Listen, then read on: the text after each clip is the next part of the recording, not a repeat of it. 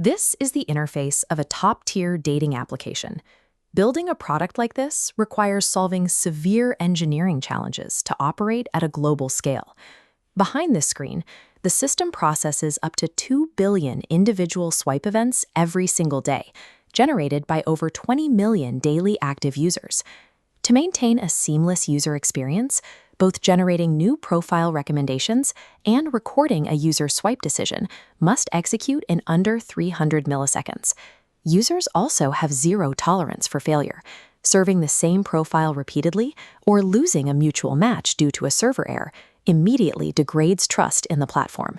Combining massive scale, extreme low latency, and absolute fault tolerance turns a seemingly simple user interface into a hostile environment for standard database architecture. This illustrates the core problem. Two opposing workloads happening constantly.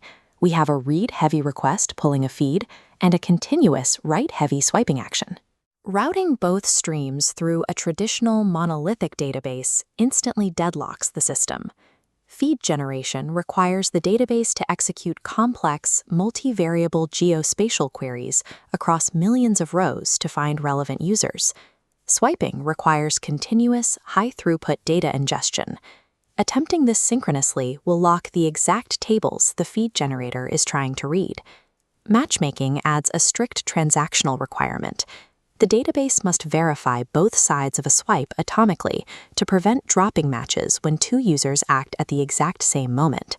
Resolving this conflict requires a polyglot persistence model, which means completely isolating the read architecture from the write architecture. This street view illustrates the first hurdle. Calculating raw distance queries, like checking for users within 5 miles, across millions of rows via standard SQL, is far too computationally expensive to execute in real time.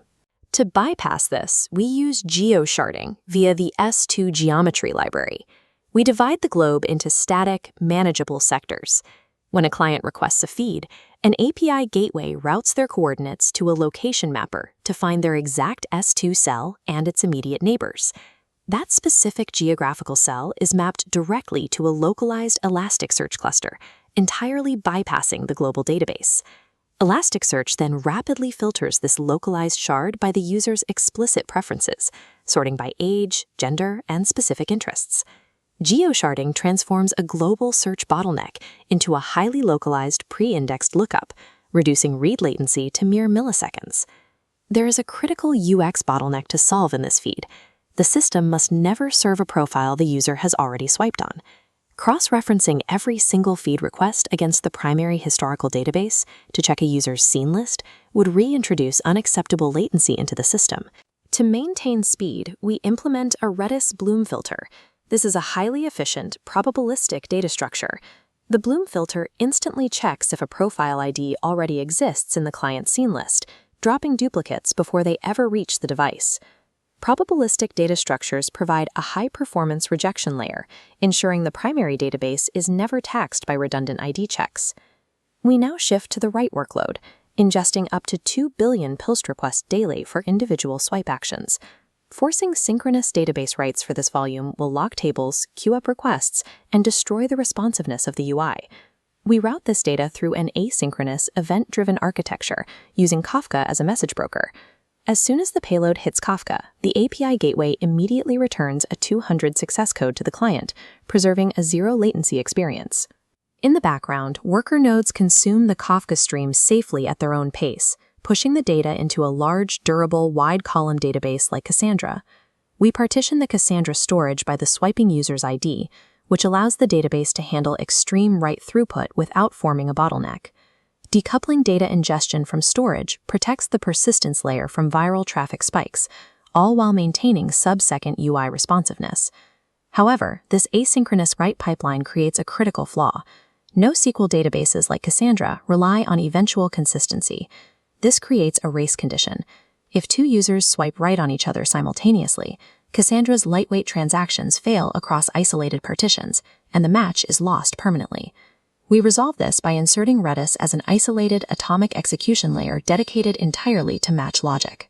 Swipe workers execute an atomic Lewis script in Redis using a compound key, which they build by alphabetically sorting both user IDs to ensure mathematical consistency. If this compound key proves a mutual swipe exists, an atomic match event is generated instantly, even before the historical record lands in Cassandra. This match event triggers a WebSocket connection, instantly pushing an alert to both clients that they have connected. Distributed architectures must strategically combine eventually consistent storage for history with strongly consistent caching to resolve high-stakes race conditions. Zooming out, we can view the macro architecture of this decoupled application. The read pipeline achieves infinite scale and low latency via S2 geosharding and localized Elasticsearch clusters.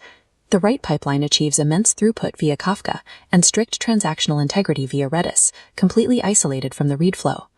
Architecture at this scale is not about finding one perfect database, but about orchestrating a polyglot persistence model where each microservice is optimized for its specific data access pattern.